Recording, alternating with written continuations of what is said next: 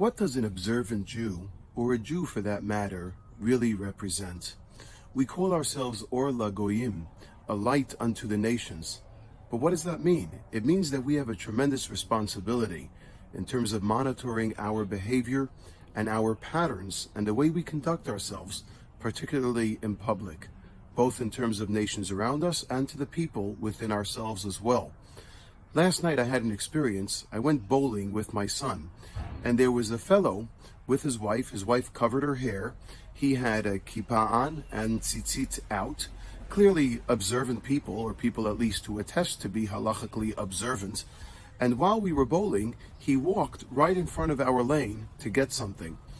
And it's known, first of all, not only is it dangerous to walk in front of the bowling lane, but when you're bowling, you're supposed to walk behind, around the lanes to avoid danger, and also out of respect. Person bowls, they are now renting that space and bowling directly down that lane. Well, he walked right in front of us as we were bowling on our lane. And I said to him, hey, listen, when people bowl, you're supposed to walk around and not run in front. First of all, it's dangerous. And second of all, you're invading a space that we're using. So he looked at me, he said, okay. And then he walked back again in front of our bowling lane and again back to demonstrate that he's not going to be told what to do. And I thought to myself, what kind of behavior is that?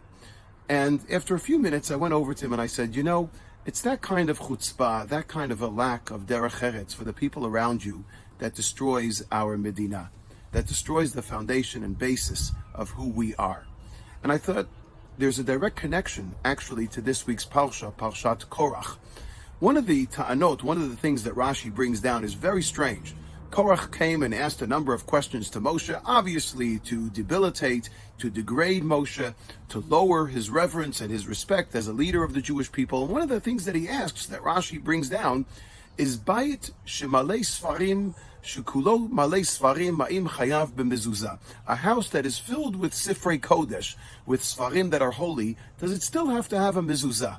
What kind of question is that? Of course it has to have a mezuzah. What does it represent? And I saw a fascinating insight by Rav Mati Greenberg. He explains, you see, a house that has Sfarim inside demonstrates that there is Kedusha, there are values, there are ethics, there are morals within. But a mezuzah makes a statement. As a person exits the house and they look at the mezuzah on the doorpost, they remind themselves not only when they come in that the inners of my house has to be holy, the same way I conduct myself outside, I have to conduct myself inside when I'm in private. But more than that, when they leave the house, they look at the mezuzah and they say, I might be holy in my house, but how am I going to conduct myself outside my house?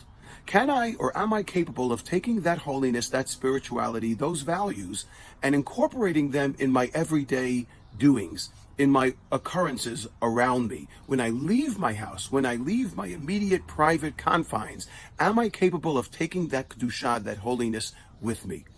In other words, am I capable of avoiding what's called a chilul Hashem, even when I'm on the bowling alley, I'm wearing tzitzit out, I'm wearing a kippah, I demonstrate something, I mean something. Am I capable of exhibiting derech eretz, respect to the people around me, of accepting criticism, of accepting advice, of accepting guidance? Perhaps I did something wrong. Perhaps someone asked me not to do the following, so I respect them. That's derech eretz. Derech eretz kadma laTorah. The mezuzah on the door reminds us that the same way we conduct ourselves with our tzitzit and our kippah, in the same way we conduct ourselves with the holy relics that we wear and the holy observance that we demonstrate, we have to be able to take that with us and demonstrate it outside as well. That is Kiddush Hashem. And that is something that Korach tried to uproot, to devalue, to debase by demonstrating an outright revolt against Moshe Rabbeinu's leadership.